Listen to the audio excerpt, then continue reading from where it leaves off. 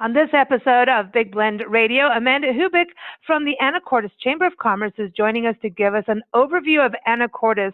We're talking about an island getaway in Washington State. We're talking like a wild adventure, like really whale watching, kayaking, parks, trees, nature. It still sounds like a little village. It sounds weird to say island. Yeah, but it is what? Because you think of island like being like Bora Bora or something like that. Yeah, it just doesn't. But these islands are like insanely So cool. I know. So very easy to get to from Seattle. And we are planning our trip. So we're really glad she's coming on the show today so we can pick her brain. But I do encourage you to go to the website, anacortes.org. And I'm going to spell that Anacortes, anacortes.org. And welcome back, Amanda. How are you? Hello, I am fantastic. It's another beautiful day here on Fidalgo Island. Fidalgo Island. So, because I was going to go Fidalgo. What? I wanted to pronounce it correctly. I get everything wrong. But so you are on this island. So Anacortes is like the village on the island, right? It is the city limits on Fidalgo Island. The city has about 16,000 people, and I want to say that the island as a whole has about 19 to 20,000 people. So there are some unincorporated parts down south. Nice. Wow. So that's like this little small town escape, yet you're on the water. So when we start talking about islands, how easy is it to get to you? Anacortes is so simple to get to. We are accessible by a bridge, and we're 90 minutes away from Seattle. We're 90 minutes north, and then from Vancouver, we're about 90 minutes south of Vancouver as well. Ooh, so do you get a lot of people from Canada that come hang out? We do. We get a decent amount of people from the Vancouver area. And then the other thing that's really nice is that in the springtime, starting usually around April 1st, end of March, we open up our ferry system to get out to Vancouver Island in Victoria. So that's another great way for the Canadians to come see us and for us to go see them. I know I'm looking at your website, anacortes.org, and everyone, when you go on there, you're just going to be like, okay, you get sucked in there. And then you go like, really, let's not just play website, let's go. But I'm looking at, you have a really cool way of showing where Anacortes is like the central place. That's your hub. That's where you stay. And you've got Mount Baker to the east of you, Victoria to the west, Vancouver to the northwest, and Seattle to the southeast of you. So you're like right in the heart of it. So people can spend their whole time there and have you as the hub. And what a great, you can't even be that far from Mount Rainier and all those other national parks and Olympia and all that. You're pretty close. Absolutely. We are pretty close to everything. It's one of the beautiful parts about living out here. We're a little spoiled. I know. And so this is the thing. You're an island, and, we're talking about a different island experience. Like Nancy's like, it's so bizarre to think about, the Pacific Northwest islands versus, tropical islands. But the reality is you do have a little tropical influence, but you have this complete, incredible experience called whales.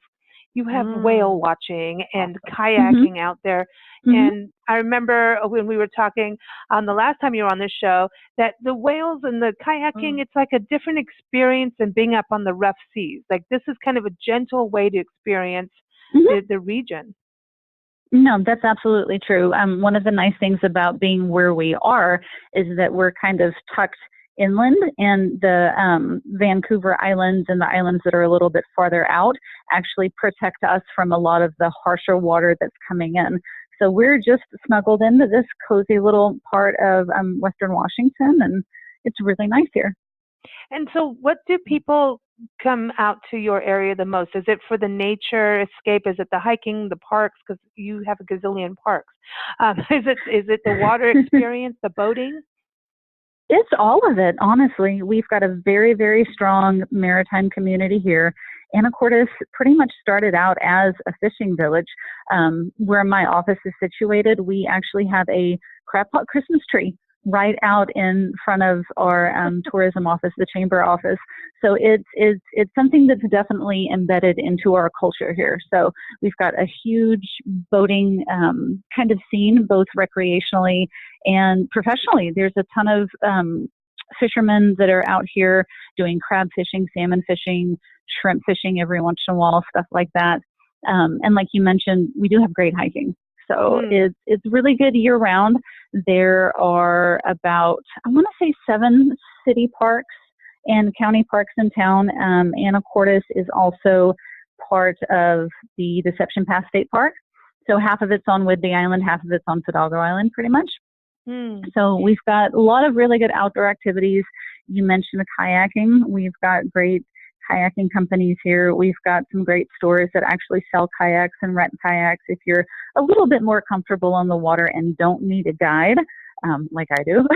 I need a guide. I'm sorry. I'm right? Scared of myself. I did far better when there was a guide, and just because I'm like, dude, No, I'll be like taking a flag with me.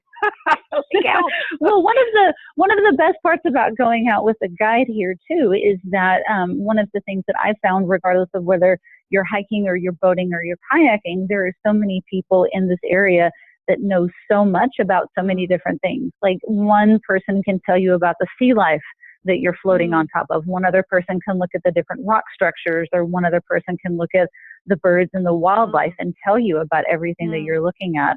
We've got a huge set of wild birds. We've got all sorts of raptors. There's an amazing collection of bald eagles in the area. We have a huge heronry out on March Point. I want to say it's the biggest one in Western Washington, actually. So not only do we have, amazing coastlines and amazing forest lands, but we have people that really want to take care of it too. We have a ton of amazing volunteer opportunities out here. Wow. So the nature part, I know Linda Kissam, the food, wine, shopping diva, introduced us to Anacortes, and, has a great article. She's like, this is the A-town. It's like one of the, best small towns. And I know that she boats there or docks there, right, in the summer? She does. She does. Yeah, she loves it. And we were talking. I'm like, well, we're coming out to Anacortes now. And she's like, good, get going, start packing. Well, we're going to be, we're planning because, we're on our Love Your Parks tour. We're going to be on the road full time. And pretty much, honestly, we say for the rest of our lives, not only are we looking at documenting every national park unit in the country, we just decided like we need to do all parks. But you just said like 60, 70 parks. That's like, and you 6 to 7. Oh, 6 to 7. I was like, okay, gotta make sure. I was like, okay, we're gonna we only have so many square miles. Yeah, I was like, how am I gonna balance this? But no, okay, 6 to 7, perfect. But that's the thing is parks are quality of life, and I always find that year round, a lot of times people only want to do the summer, but what is Anacortes like and the island when you think about year round, people coming out year round? Is it a year round destination? It absolutely is. And depending on, the type of person you are and what you want to do, there's absolutely something for everybody's own personal flavor. I grew up in Texas, and so I've been here since 2005. I'm still not 100% used to, the sun coming up at 9 o'clock in the morning and setting at 3 o'clock in the afternoon. So I'm not out as much in the wintertime personally myself. But one of my favorite things to do is to, do the downtown shopping, do the uptown shopping, visit all of the restaurants in town, visit the art galleries, listen to the live music that's happening in town. So there's a lot to do in the colder months of the year. There's also amazing hotels to stay at where you can kind of cozy up down in the lobby. We also have, like I said, the Crabapple Christmas tree, and the downtown is decorated up with wreaths. We've got lights in the trees. Our uptown area, because Anacortes is kind of split into two, because when you take in one of the main roads, you can turn up on 12th Street and get out to the ferry terminal. So a lot of people will drive through uptown, and we've got these adorable lights on our light poles that are aquatic themed, maritime themed. So we've got crabs and we've got boats and we've got salmon and neat little stuff like that. But one of the things that we noticed is that, a lot of times people will go on to the ferry and they won't actually get to experience our historic downtown. So we started, encouraging people to come downtown, and it's booming. It's a beautiful hopping little area with lots of fun shops and lots of dining experiences. Oh, cool. And the history. I mean, Hmm. that's the other part. You've got a lot of history on the Hmm. island as well. I mean, when you Hmm. think about it, my gosh, that whole area is just loaded with, exploration in the Northwest Passage. And, Hmm. there's so much history to learn about out there. And you just think We about the do. explorers and, like, it's exciting. Yeah. And we've got a gentleman in town who has actually been painting murals for about 34 years now, I do believe. Yeah, Bill Mitchell is kind of a local legend. He's a brilliant man who's super artistic, and he's got murals in different spots in town. So they're painted pieces of wood that, again, just kind of tell the history of our town.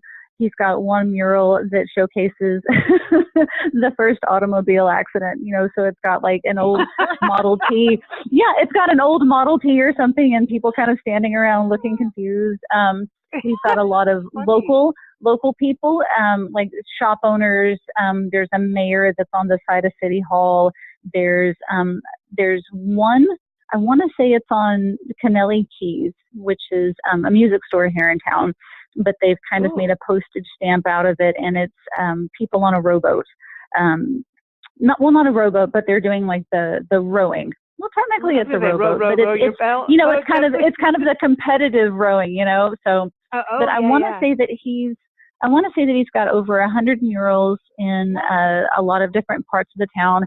There's a walking tour brochure that's down in the visitor center on the corner of 8th and Commercial. So that's a really nice opportunity if you just want to take a couple of days and explore different parts of town doing different things. Oh, we're doing the murals. That's on our list. You are absolutely. I will do the murals with you, honey. It's a lot of fun.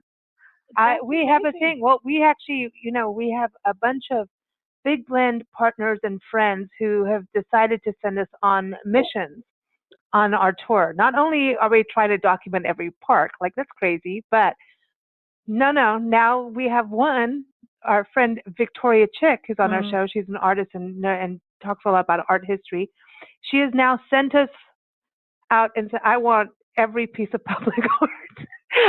She's document public art, anything that's nonprofit and art, so it could be museums and things like that. And so we're like, wow, 100 Victoria, wow. I know, now that you got 100 murals, we can make a really cool video. I want to do that. I know, I'm all into this. Well, the murals, I think murals really give this color to a community. It tells a story. It just is like, it's a really cool way to walk around town and go shop and have food, and it's just a fun way to explore and learn something. So I didn't know you had that many murals. Wow.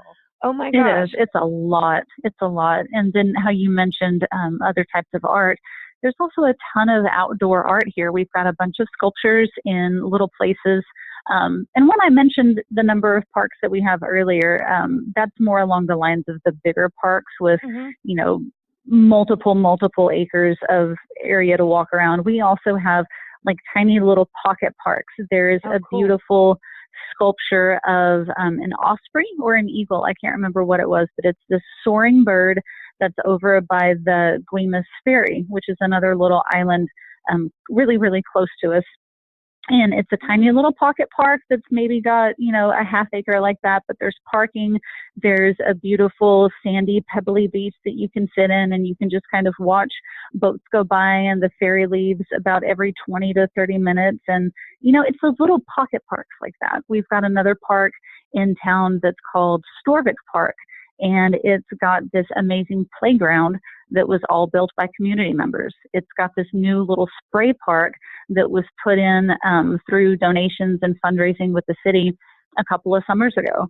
So, that's a great place for people to hang out, once the weather starts warming up. And there's a nice little walking trail that goes all around it. We even have a park that's in downtown called Causland Park. And it was built by hand. There's this beautiful rock amphitheater with, I want to say, 4 or 5 different types of rock. And I want to say it was built in the late 1918s or 1920s. Wow. And people use it every summer for all sorts of stuff, for weddings, for family reunions, for community events. And there's 15 different types of native trees and little park benches and stuff out there. So it's a fun place to just kind of take your family and have a picnic. I'm like, I want to move there now. It's like I know we travel, but it's like, okay, Nancy, like it went from 1 week to 2 weeks to 3 weeks, 4 weeks. I love that term pocket park. I know, because it's I love that. That's quality of life, and what I'm getting from you is this real sense of community, of the community protecting their island, taking care of this. This is where we live. This is where, people come and visit us, and we want this to be, just the ultimate, like really taking care of it. That's what it seems like. It is. Yeah, it seems really friendly too. Well, you're friendly. Thank you. You're cool. It's just so cool to have you back on here. It's like I'm all excited. It's good to be back. Yeah, I love this.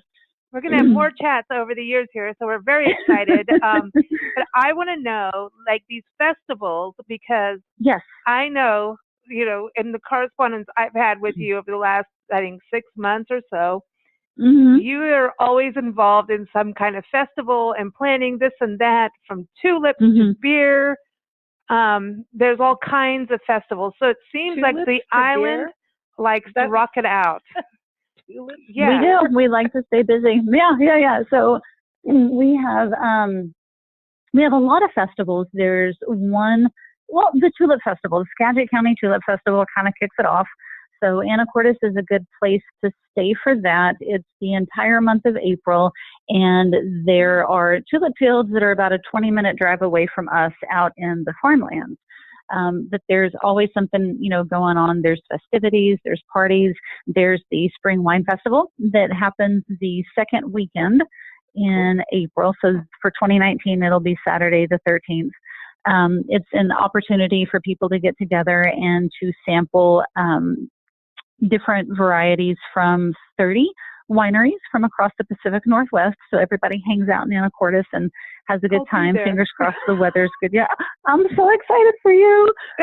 So that's it's really fun. And so we give you a souvenir glass. There are restaurants there offering you appetizers. So it does give you a really good opportunity to try small bites from local restaurants, and then explore rosés. And I want to say that this past year, we actually had a winery bring in some of their canned wine, which is really good. People are getting a lot better at making wine that's portable and is still really good. I mean, it's not Boone Farm that we were used to. Yeah. Wine needs to be portable, because I'm sorry, don't tell the park rangers, but we love our wine in parks. Okay, that's just the whole thing. There's nothing like just sitting back on a picnic bench, and sometimes you have to hide it. Just saying, don't tell anybody. And then you watch the birds come out, and they know when you have wine, everybody's happy. And now that I know about your herons, like that's my thing. That's I can't wait. This is so exciting because it's beautiful. It seems like you have like sea and like lagoon, and then you've got the island birds. So you've got like different ecosystems.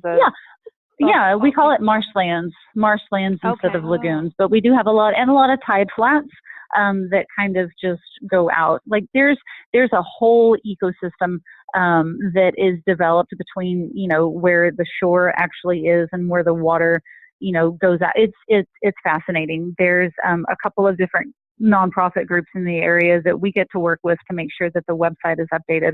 But like Friends of Skagit Beaches, Skagit Land Trust, Anacortes Friends of the Forest, these are all people that we get to work with, and then kind of tell their story on how they keep everything safe and beautiful around here. Wow. And some of those groups will actually be at the Waterfront Festival, which happens the first weekend every June out at the Cap Sante Marina. So it's an opportunity to shop vendors and eat at food trucks and learn about things like, your local shorelines and how to keep things, healthy. Because you don't have a beautiful shoreline, you don't have a healthy economy if you don't have, healthy waters around you. So that's one of the things that they love to stress. During the summers in that same area, the Port of Anacortes, who is also just a gigantic, partner to this entire island, they host summer concert series. So there are free concerts that are out at the Seafarers Memorial Park, where there's also more beautiful handmade sculptures out there. So those are fun. Those are family friendly. You just kind of sit on this beautiful grassy area, and you've got the Cap Sante lookout over you, and you've got amazing musicians in front of you, and it's free and it's fun for the whole family. So those are great. Music on the water. You can't beat music that. on the water. Yep. Yep. And do you have a boat show too, right? Isn't there like a boat and yacht show that happens? That We do. I mean, because you're a boating community, so. And yep, we just started a new sort of boat show. It is happening for 2019 on Thursday, May the 16th through Sunday, May the 19th. It is the Anacortes Boat and Yacht Show. So we put that on in partnership with the Northwest Marine Trades Association. And there's, I want to say, anywhere from, well, it keeps growing. I mean, we're in our second year and already paperwork is stacking up on our desks, but we expect to see anywhere at least over 100 boats actually in the water. There's going to be a section of on the yard is what they call it. I'm still not really good with my marine terminology, so I might get something wrong, but they're doing tours of the actual boat yards. So the big boats that aren't in the water, or maybe some of the bigger boats that are getting repaired, they'll take you out to the yard and walk you around there, which is so cool. Last year, they also had things like jet skis for sale, things like kayaks for sale, things like inflatable boats in case you're just getting used to being on the water. If you don't want to spend... That would be Nancy and I. Yep. Do we get armbands? That's the way to go. Yeah, that flotation devices. A bottle of rum? Yes. I'll bring the rum. Sorry. But it just feels like you should have rum runner history out there. I'm just saying. We want rum runner history. Yeah. I haven't heard any of that yet, but I probably know a few people who could tell me some stories. And we could create some too, you know. I'll have something ready the next time we talk. Somehow we, you know. But now, okay, so I was also reading that you have beer on the pier. So this is like you get into the brews. Ooh. Yeah. This is my personal favorite event. I've gone every year, even before I started working up here at the chamber, and it's so much fun. It's at the same setting that the wine festival is. And we bring in 30 breweries, and then a couple of years ago, we started bringing in cider houses. So there's usually about 30 breweries and 10 cider houses. We have food trucks, and so it just depends on who's available. Last year, we had some amazing poutine from over on the islands. We'll usually have corn dogs and somebody else that's selling like fries and caramel corn and kettle corn and really good snacky stuff like that. And it's amazing. That one's actually a 2-day festival. So it's Friday night and then Saturday from noon to 5, noon to 6. And there's live music there, and it's so much fun. It is so much fun. I want to have poutine. I haven't had poutine yet. That'll be a new thing. But you said kettle corn, and that calls my name. And beer. I mean, you know. Cider, yeah. Beer. I mean, okay, I'm all there. I'm there. Okay, but no, I just wanted to touch on this too. I mean, I know that your whole area, you know, is really known for farm to table kind of food and boat to table, you know, with you guys. But what about this farmers market? I was on your website looking at that, and it seems like you've got that through May through October. Are these, do you have local farms on the island, or are these farmers coming in from other areas? Most of the farmers are coming in from other areas. We do have a lot of people in Anacortes that will make things. So like lotions and soaps and hand salves and things like that. We have a couple of bakers on the island. We have a couple of different food trucks on the island, coffee stands, people that will come to the market for that. But the farmers are usually, well, honestly, they're usually from within a 40-mile radius to us. So and we've got some microgreen people that come in from, I want to say they're closer up to Bellingham, but usually they bring the trays and they harvest the stuff right in front of you. And one of my favorite things about going to the farmer's market, I am a big low waste, low plastic usage kind of person. And depending on who you shop with and how often you shop with them, bring them your own package, bring something, you know, some Tupperware or a reusable container. And like, that's my favorite thing about the microgreen people. I walk up to them and I've got my glass container and I'm like, I want 4 ounces of these radishes and I want 4 ounces of, you know, this weird little snap pea or whatever this is. And they'll fill me up and, you know, it's no extra charge. And they have a big smile on their face because you're not using any of their plastic. You know, they're one-use plastic. So I think when you're on an island, you really understand the importance Mm-hmm. of us cutting back on plastic. I think, Mm-hmm. Nancy and I, we're terrible. We have these bags. I mean, we have bags that we had even to this. I will use something until it literally says I'm dead. Like a Mm-hmm. bag. I'll wear jeans until it's. I am still mourning my blue Mm-hmm. pants. I know That we're terrible. finally- We're terrible. I wanted to frame them. I wore them. but it really, at the end of the day, when you live on an island and you realize how close that affects you. I mean, it really does. Mm-hmm. And you know what? It just feels good to not waste. It just feels good. And I think that, the more we as individuals travel to places like Anacortes and go to islands and we start to understand, like, wow, this is such a closed, small system that, our footprint really does matter, what we do here.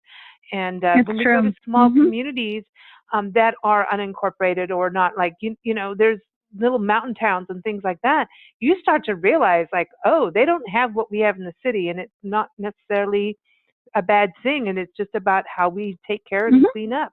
So cool. This is cool. Farmers markets are awesome. I think it's cool. And I love that farmers markets have got into, some have live music, and there's the artisans, the jewelry makers. Here comes the coffee person. And it's like, it's changed over the years into something more about what we used to have years ago in an actual market. Ancient times. Yeah, it's not necessarily, the actual market. Bazaar. Yeah. And all those smells. When we first went to Kenya, it was like a whole new world, because the city market, as they called it, I thought, oh, it's going to be like Walmart. No. It was all outside, and there were chickens running around and pigs running around. It was so cool. Okay, speaking of this, so you have this pristine part of it, right? Now, I do have to ask, because people go, oh, you're an island, do you have internet, do you have modern amenities? So I want to make sure we touch on that. So where are you on that? So do people get internet in their hotel rooms? And people absolutely get internet in their hotel room. We even offer free Wi-Fi for people down at the visitor center. Everything is good here. Yeah. Oh, good. I'm glad to know that. Use that. We need that. So I was really asking for myself. I know our audience members are thinking that, but I'm asking for us too. Because Wi-Fi, you think about, like, some towns you go to, they're really small in a gateway community or park, and they're like really on the edge of a park, and that's, there's good luck with internet or like getting supplies. And then, there's a hub, and that's where, we talk about, like, Anacortes. You guys are like this hub, this central little location of coolness. I can't wait. Okay, so you got stuff, you got internet, you got like microgreens. I want little sweet peas, sugar snap peas, and radish. They're so good. They're so yummy. I know. Okay, so now what's up with the vintage market? Because that's another. Are we talking about vintage? Like, is this cars and stuff? Or are we talking vintage clothes? Like, can I bring my old it's a jeans mix that have held on to for 20 years? It's a mix. So there are two different shows. There's one that happens in the spring in late April, and then there's one that happens in the fall in October. So the October show is more of a gift show. So if you're shopping for something for Christmas, if you need to get hostess gifts for the Thanksgiving parties and stuff that you're going to go to, that's a really good place to go. It's a mix of, at least in the fall one, vintage and gifts. So you will find old stuff that's been repurposed. Sometimes there are really nice furniture pieces. So there's some of the heavier, more, I think, things that like you're going to invest in. And then there's gifts and stuff that you can buy. The spring one is going to be a vintage by the sea theme. We had that last year, and we're going to have that again for 2019. So it's a really nice mix of whatever all of the different vendors feel like bringing that kind of gives that seaside feel to it. So good. It's so a lot of fun. Like, remember the vintage umbrellas, and then we can go into the bathing suits that I prefer. So yeah, I'm in. No, there's a really nice mix of in the spring one, because the organizer there offers a VIP night on Friday nights, and then a general admission on Saturday, Tickets are really reasonable. I want to say they're probably going to be about $7, but they're $5 if you bring a can of food. So it's also a food drive.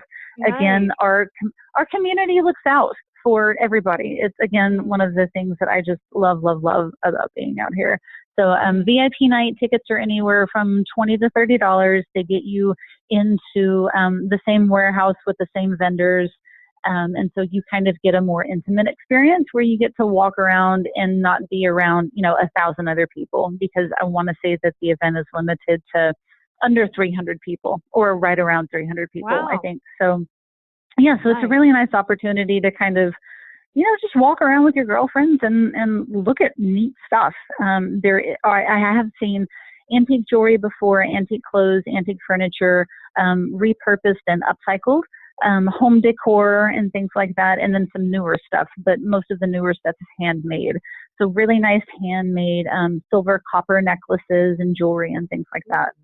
Yeah, and it's kind of like that style of like, hey, the repurposing I love. Like when you take something and upcycle it, and then even if it's new, it's going in those themes, that design style, I love that we get to go back and forth in our styles. Now, what's Brewgrass all about? I mean, is this coffee or are we talking about beer? Let's get to the important. Well, I love both, so like either way, I'm happy. It depends on who you are, but because the bars do offer coffee, but it's meant to be a celebration of bluegrass music and brews. This past year, it was 2 different locations, so the Brown Lantern and the Rockfish Grill, and it is just some fun bluegrass music. Bluegrass is kind of something that's evolved over, even the last century. And so you have some really modern artists, some really young people, in their late 20s that want to play bluegrass music that was happening in like 1910. So it's like you just said, these things that are coming back full circle. And you also have a couple of bands that play, stuff that's a little bit more rockabilly than it is bluegrassy, but it's still a lot of fun. And so it's just a nice opportunity to listen to music that you normally wouldn't hear. I mean, when was the last time you had an opportunity to listen to a bluegrass band? Yeah, right. Well, on Big Blend Radio, on Big Blend Radio, we have interviewed a lot, and so I have to be honest on that. But going out there, no. But I want to say this: that you don't hear it on the West that often. So the people I'm talking about are all in Nashville or Asheville. That's Asheville, North Carolina, or Nashville, Tennessee. They seem, or Memphis. We don't hear that much. There's a few. I can name one festival out of the entire West other than yours, off the top of my head, from all the interviews and places we cover. And I know people it's love it, and it's kind of going into this really like a newer bluegrass is emerging, where people are going from the past and bringing in like the present, and it's like, hey, we're new bluegrass, but we're still there's this huge emphasis on the past and carrying that torch. Yet, hey, we're going to add a little rap to it, or something crazy, because this is who we are, as a band. And I think it's really, the popularity is growing, but it's when you think about the West, the bluegrass side is not as much as when you think back east, the Appalachian music and all that. Yeah. So I think it's a really special thing that you have it on the island, and you get to drink beer and be in a beautiful setting. Festivals, I think, are really great for people to come out, like, from Seattle or Vancouver or, other areas, and incorporate it into their vacation. Or, hey, I want to come out and see Anacortes. This is a good, a good excuse. It shouldn't be an excuse, a good reason it's a great to get out experience. there, Yeah. But now, the holidays, what happens on the island during the holiday season? Do you guys get all festive? You're talking about Christmas trees and, or crab trees? Do you, Everything lights up, and this town is just so magical. I think I've said that word before, but it's really the best thing I have to describe this. We, like I said, just had our crab pot Christmas tree lighting. So that is just one huge community-focused project. Honestly, we had a couple of different members of the Marine Trades group help assemble this 25 tall 6-foot crab pot tree in like 5 hours. We had a boom lift that I actually went up into, and it was so cool. So I got to like look at the tree from bottom to top. It has buoys on it that make up the garland. It has foam crabs that the high school students made. We have metal octopus. We have metal shrimp. We've got these neat little things that another community member made. Instead of having a star on the top, we have an octopus. You know, oh, that's cool. It's I love it. Isn't it cool? It's just this neat little, you know, nod to our maritime heritage. We also have a shop local program called Keep the Cheer Here. So it usually starts the Monday before Thanksgiving and it goes until Christmas Eve. And it's a really fun way for the local retailers to give back to the people that shop with them. So there's a punch card, and for every $10 you spend, you get a punch. And then when you fill up your card and you spend $100, you get entered in to win a prize. So there's weekly prizes that participating merchants have donated to us. And so it's just a really nice way for us to acknowledge people, you know, thanks for staying on the island, thanks for shopping local, because when you shop from a bookstore or a local clothing store or, you know, somebody that's here in town, you're not just supporting your town, you're supporting your friends and your neighbors. So exactly. that's really fun. Really important. Yeah. And I love that you're keeping things very locally themed, and I think that's important, that sense of place. I know when you were on the show with Linda Kassam, we were talking about that, and she was like, this is one of those places, like there is no other Anacortes anywhere else. It's a very that's unique very place. true. And Diva approved it. You know, and that, I mean, that's a sight. I can't even tell you. I know. Right now, she's hearing like something. She's hearing crystals and diamonds moving around right now. Wherever she is right now, she's going, someone's talking about me. Yeah, really. Something sparkly must be happening. There's gossip about her. It's great. But I know if she's staying there, and that's her like docking location, man. Like she's a diva, and in a good way. She knows quality, and she raves about Anacortes, and we're very excited to be covering Anacortes. We can't wait to get there. We want to see whales. So excited to have you. We want to go kayak and hike and have wine in the park. Don't tell the park rangers that I do with wine in the park. I just want to say you haven't lived until you've seen Lisa kayak. No, don't tell her. Don't tell her. Ever. Don't tell her. But okay, one last question is, what about lodging? You say there's all kinds of lodging. I mean, are there Airbnbs? Are there hotels? What can people? I heard that there's a bar on the rooftop that I wish we were all sitting together there right now. Quite honestly, that would be really the best interview ever. But tell us about that for everyone listening, about the kind of places you can stay. We have a mix of lodging options. We do have a couple of different Airbnb places if that's what you're into. One of the things that we don't have really are chain hotels. So you're not going to find a Holiday Inn or a Motel 6. Most of everything that we have here is pretty locally owned. The Majestic Inn and Spa is located in a historical building, and they're the closest thing we have to a chain. They're owned by a group that has a couple of different properties up and down Washington and Oregon. But again, a lot of our hotels and motels and beds and breakfasts are owned by people that, you know, live here on the island. We have stuff that's budget priced, you know, anywhere from $49, $59, $79 a night up to the Majestic, which is a little bit more on the higher end.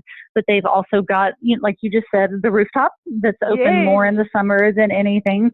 They've got the Fifth Street Bistro downstairs, and they've actually got two parts to their building. So they've got the historic side, and then they've got a more modern side that was built, I want to say maybe 5 or 6 years ago. So, just one thing to keep in mind, you know, when you're visiting in the summer, make sure that you know what you're getting into as to whether or not your hotel has air conditioning or your Airbnb has air conditioning. Because my parents living back in Texas just kind of freak out when they come in and they're like, where's all your air conditioning? You don't need it. It gets up to 75 in the heat of summer. You know, we don't really need a whole lot of air conditioning. Up to 75, and I think it's cold right now. I mean, we're in Tucson, and it's 70 degrees, and I'm freezing. Like, I have socks, and I have 2 layers on. I'm freezing. Like, I'm cold. We have all 4 seasons out here, so That's another thing that's just so much fun about this. Yeah, we don't get a whole lot of snow. We'll get snow maybe 3 or 4 times a year. So we also don't get lightning and thunderstorms very often either. So it's kind of a calm season change. Oh, that's nice. A gentle, because that's it. And to me, being on an island in the snow, like that's the coolest thing ever, so right? Weird. That is so cool. I can't wait because going on your website, and everyone again, anacortes.org, ANACORTES, anacortes.org. You go on there and you're going to get sucked in and you're going to be like planning your trip because, dude, seriously, like I'm like, I don't know how to boat, but I know how to drink wine on a boat. I know how to do that and enjoy a boat ride. I kind of know how to sit in the kayak and troll around, but I need the guide. You have birds. You have good food. I mean, there's just like all these festivals with music and beer. I mean, like really wine. Seriously, what more could we ask for? Like this is like we have everything you could ever want. It is. I know. And you're happy. You're happy there. I know. The first conversation, you're like, I'm never leaving the island. That's it. This is it. This is it. The island is mine. It's true. It's all mine. All right. Well, Amanda, thank you for joining us to give everyone an overview of Anacortes, and we look forward to having more conversations over the years and talking about the different events. And we've got a lot to talk about, obviously. Wow, there's so we much do. more. Yeah, Wow. and everyone also, we're going to play a song. We'd love to play music for our guests, and this one, I had to play this because it's a happy song. It's about being on the water. It's called On the Bay. It's from our friends, the Walkabout Band. Cool. And I had to do this because this is an Australian, New York band. Okay. And Scully, the singer, writes the music, the lyrics, and then there's Kevin Anderson who does the actual music part of it. But he writes his music while he sails. So I figured you need to have the Walkabout Band, and because you have so many walks in your area, that this is your music. So everyone, I think it's perfect. This is from the Walkabout. Go to walkaboutband.com. This is from their first album and self-titled Walkabout Band, and they're the coolest dudes out ever. And here it is, On the Bay, and it's happy and beautiful, just like Anacortes. Thanks, Amanda. Thank you.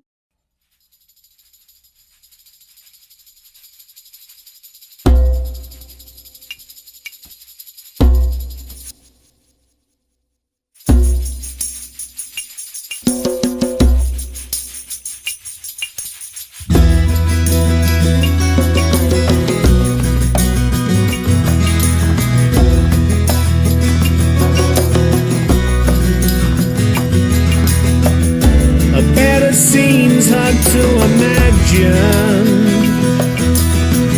Sun is shining bright today. Wind is gently whispering of the good times. I got friends who on their way. Easy is the day. Easy is today. Easy is the day, we'll spend it on the bay. Easy is today, easy is the day. Easy is today, we'll spend it on the bay. From any angle she's inviting. What is nice this time of year, oh yeah.